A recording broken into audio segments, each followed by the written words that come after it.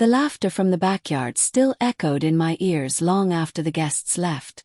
It was supposed to be a casual Saturday barbecue. Neighbors, music, drinks, and the smell of grilled burgers mixing with warm evening air.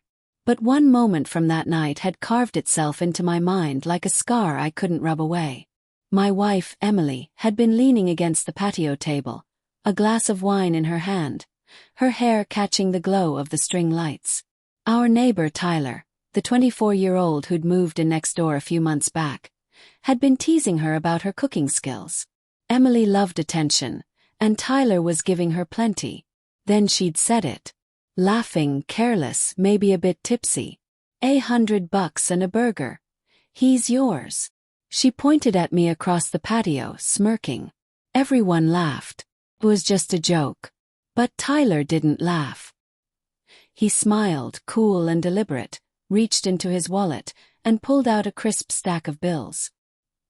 He placed it on the table beside her wine glass. 1,000, he said. Deal. The laughter died instantly. Emily's smile faltered, her glass trembling just slightly before she set it down. Everyone exchanged awkward glances, unsure whether to laugh or not. I forced a chuckle, trying to make light of it, though something inside me had already cracked. That night, after everyone left, I asked her what that was about. It was a joke, Ben, she said, rolling her eyes as she rinsed dishes. You're overreacting. I wanted to believe that. God, I wanted to. But it didn't feel like a joke anymore. The following days, something shifted. Emily seemed distracted. Her phone, once left lying around carelessly, was now always face down or tucked into her pocket. She smiled at messages I couldn't see. And whenever Tyler's car pulled into his driveway next door, I caught her looking out the window just a little too long. I tried to shake it off. She'd been my wife for 8 years. We'd been through hard times. Her losing her job, me working double shifts, the miscarriage 2 years ago that left her broken in ways I couldn't fix. I told myself she deserved to laugh again, that maybe I was just being paranoid. But late one night, after she'd gone to bed early claiming a headache, her phone buzzed on the nightstand. Tyler.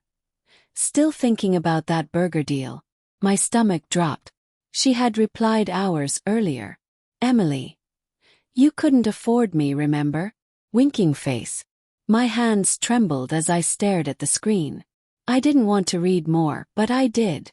Scrolling up, I found weeks' worth of messages. Inside jokes. Flirty remarks. Complaints about me, how I was too serious. How I never noticed her anymore. And then, buried between the jokes, a message from 2 nights ago. Tyler, tomorrow evening. My place. Just for a drink. Emily, just one drink. The next day I left work early. I didn't tell her. I didn't want to believe what I already knew. At 6:30, I parked 2 houses down from Tyler's. Rain had started to fall. Soft, misty drops tapping against the windshield. Through the foggy glass, I saw her car in his driveway.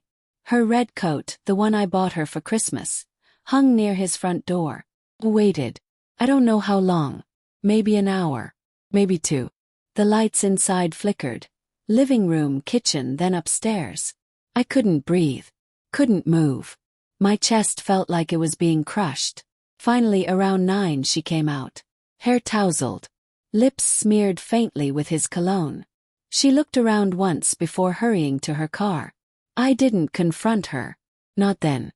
I drove home and sat in the dark, staring at the empty living room we'd built together. The framed wedding photo on the mantel, the couch where we'd fallen asleep watching movies, the clock ticking like a countdown to something I couldn't stop. When she walked in, she looked startled to see me awake. You're home early, she said softly. Where were you? I told you, with Claire. Girls' night. Try again. She froze. Her lips parted slightly. Then she turned defensive. You're checking up on me now. What's wrong with you? I saw you, Emily. The silence between us was deafening. Her eyes darted away, then back. There was no denial, no excuse. Just a long, slow exhale, as if a part of her had been waiting to be caught. It didn't mean anything, she whispered. It just happened. I laughed bitterly.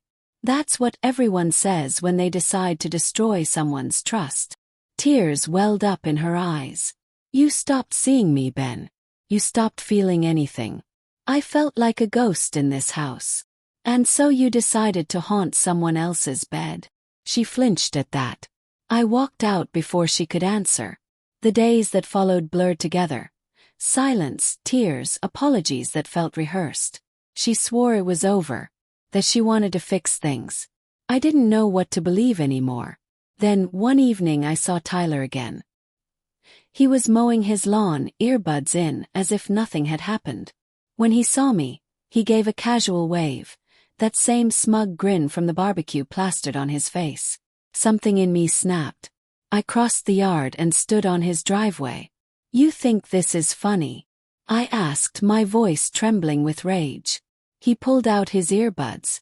What's your problem, man? She came to me. It took every ounce of control not to hit him. Keep her, I said quietly. She was never yours to begin with. But you'll realize soon enough, you didn't buy a prize. You bought the lie she tells herself. Then I turned and walked away. A week later, Emily left. She said she needed space. I didn't stop her.